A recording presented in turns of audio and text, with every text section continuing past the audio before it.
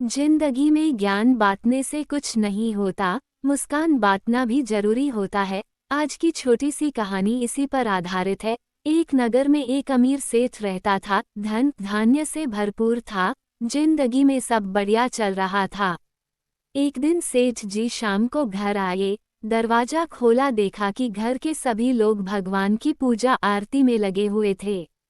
सेठ जी थोड़े नास्तिक विचार के थे, इसलिए वो सीधे अपने कमरे में चले गए। फ्रेश हुए, फिर अपने नौकर से एक कप कॉफ़ी बनाने के लिए कहा। नौकर जैसे ही कॉफ़ी बनाने के लिए जाने लगा कि सेठ जी को बड़ी जोर से बेचैनी होने लगी, उलझन सी होने लगी।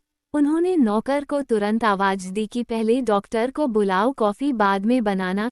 ये सुनकर घर के अन्य सदस्य उनके पास आ गए। थोड़ी देर में डॉक्टर भी आ गए। डॉक्टर ने चेक किया, सब कुछ नॉर्मल था। डॉक्टर ने कहा, सेठ जी आपको कुछ नहीं हुआ, सब कुछ नॉर्मल है, बस आप आराम से खा पी कर सो जाइए। फिर भी सेठ ने कहा, मुझे बहुत बेचैनी है, कोई दवा दे दीजिए। डॉक्टर के समझाने पर जब सेठ जी नहीं माने तो डॉक्टर ने उन्हें दवा दिए और चले गए। सेठ जी डिनर किए, सोने गए, लेकिन बेचैनी इतनी कि नींद नहीं आई। नींद की दवा लिए लेकिन फिर भी नींद नहीं आई। समय देखा तो 3 बज रहे थे। सेठ जी ने सोचा शायद घर में हूँ इसलिए उलझन हो रही है, चलो थोड़ा बाहर घूम कर आते हैं।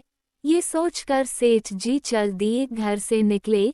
चलते चलते काफी दूर आ गए। उन्होंने सोचा अब सुबह भी होने वाली है, आराम भी समझ आ रहा है, क्यों ना घर चला जाए। जैसे ही घर को चले उन्हें किसी के रोने की आवाज सुनाई दी। सोचा चलकर एक बार देख लूं क्या बात है। फिर सोचा सुबह होने वाली है, क्या मतलब है इन सब चक्करों में पड़ने से। न चाहते हुए भी वो उस घर की ओर चल दिए। जाकर देखा तो एक बुढ़िया दीवार में सर पटक पटक कर रो रही थी। अब सेठ जी परेशान हो गए। बुढ़िया से पूछा कि क्या हो गया। वो बोली, मेरे लड़के की तबीयत बहुत खराब है, मेरे पास दवा के इतने पैसे नहीं है कि मैं इसका इलाज करा सकूं। सेठ जी बोले, जहाँ तुम काम करती हो वह से पैसे ले लो। तुम कहाँ काम करती हो, रोने से कोई हल नहीं निकलेगा। बुढ़िया बोली, मैं लोगों के घर घर जाकर झाड़ू पोछा करती हूँ, सबसे पैसा मांगकर देख लिया, पैसे कोई नहीं दे रहा। बाकी मैं इसलिए रो रही हूँ कि कल एक महात्मा आए थे, उन्होंने आज के लिए कहा था कि भगवान पर भरोसा रखो, सुबह हॉस्पिटल जाने से पहले तुम्हारे पास पैसे का इंतजाम हो जाएगा। अब देखो सुबह होने वाली है, मुझे हॉस्पिटल जाना है, लेकिन अभी पैसों का इंतजाम कुछ भी नहीं हुआ। अगर मेरे बेटे को कुछ हो गया तो मैं भी मर जाऊंगी। इतना सुनकर सेठ जी का दिल पसीज गया। वे बिना कुछ सोचे समझे तुरंत एम्बुलेंस को फोन किया और बूढ़ी महिला को तसल्ली दिया कि रोइए मत, सब ठीक हो जाएगा। सेठ जी कहाँ आना ही नहीं चाह रहे थे और कहा इस बुढ़िया के लिए परेशान हो गए। वो एम्बुलेंस के साथ हॉस्पिटल गए और डॉक्टर से कहा, इसका इलाज करो, इलाज का जितना भी खर्च होगा सब मुझसे ले लेना। औरत से कहा, अब आपको कहीं और काम करने की कोई जरूरत नहीं है, मेरे पास कई सारी फैक्ट्री हैं, किसी में भी काम कर लीजिएगा। यहाँ तक कि उसको रहने के लिए अपना सर्वेइंग क्वार्टर भी दे दिया। सेठ जी की बेचैनी तो पहले ही खत्म हो गई थी जब उन्होंने एम्बुलेंस के लिए फोन किया था तभी, लेकिन अब उनको एक बात और परेशान करने लगी कि क्या सचमुच भगवान है।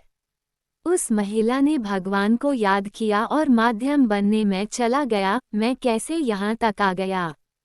सेठ जी के मन में 50 ख्याल आने लगे। हालांकि सेठ जी कर्म में ज्यादा विश्वास करते थे, लेकिन उस दिन उन्हें एक और बात पता चली, कर्म के साथ साथ लोगों की मदद करना भी जरूरी है। समझ आ गया कि जब मैंने किसी की मदद करी तो मुझे सुकून मिला, मेरे अंदर जो बेचैनी थी वो दूर हो गई। दुनिया में भगवान ने सिर्फ एक धर्म बनाया है, उसका नाम है मानवता। इससे बढ़कर कोई धर्म नहीं है। अगर आप दूसरों की मदद करेंगे तो ऊपर वाला आपकी मदद जरूर करेगा। इसीलिए कहा गया है कि जिंदगी में ज्ञान बांटने से कुछ नहीं होता, मुस्कान बांटना भी जरूरी होता है। आप जमीन वालों पर रहम करो, ऊपर वाला आप पर रहम करेगा। प्लीज़ हमारे चैनल को लाइक और सब्सक्राइब अवश्य करें। धन्यवाद।